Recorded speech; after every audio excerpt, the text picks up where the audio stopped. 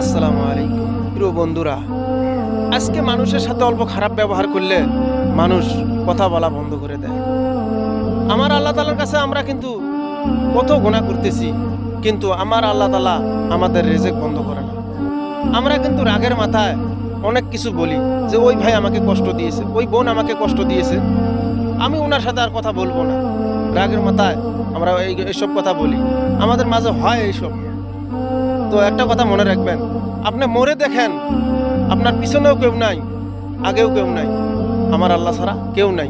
ওই জন্য আমরা মানুষের সাথে মন মেলামেলি হয় না থেকে একজনের সাথে কাজিয়ে গেছাল হলে আমরা লগে লগে মিলে যাব, একে অপরের সাথে কথা কব। এই দুনিয়াটা অল্প কয়দিনের, আর আখেরাত হচ্ছে চিরস্থায়ী। আমরা যদি এই দুনিয়াতে কাজিয়ে গেছাল করে যাই, ফাসাদ সৃষ্টি করে যাই, তাহলে আখেরাতে আমরা কি করবো কন্ত দেই।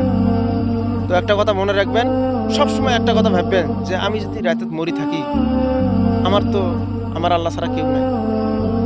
চোখ দুটো মুঞ্জি গেলে সবসময় মরা চিন্তা করবেন, আপনার দেখবেন মনের ভিতরে হিমজে থাকবে না, ইনশাআল্লাহ।